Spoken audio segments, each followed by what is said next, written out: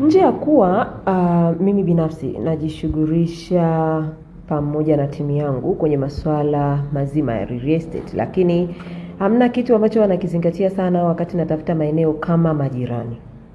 Yaani hiki ni kitu cha kwanza huwa nakiangalia. Huwa sipendelei sana mitaa ambayo haina nyumba mpya.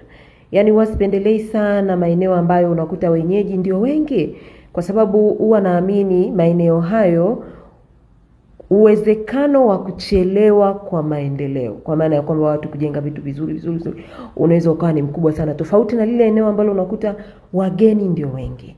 Wageni wakiwa wengi kwenye maeneo mengi, hata eneo linapanda thamani kwa haraka sana. Hili ni eneo letu liko Kivuyo almaarufu kwa Kivuyo, ni bypass kwa mji wetu wa Arusha.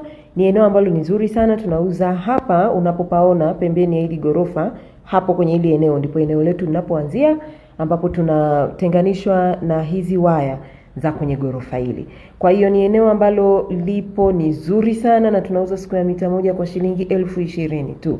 Ninaendelea kusisitiza, ukiwa unataka kununua eneo, angalia sana watu wamejenga nini, ujipe kitu gani ndani ya miaka 10. Eneo litakuwaje ndani ya miaka 10. Hiki ni kiwanda ambacho kinajishughulisha na masuala ya maziwa, na hii ni njia ambayo ndio tunapita.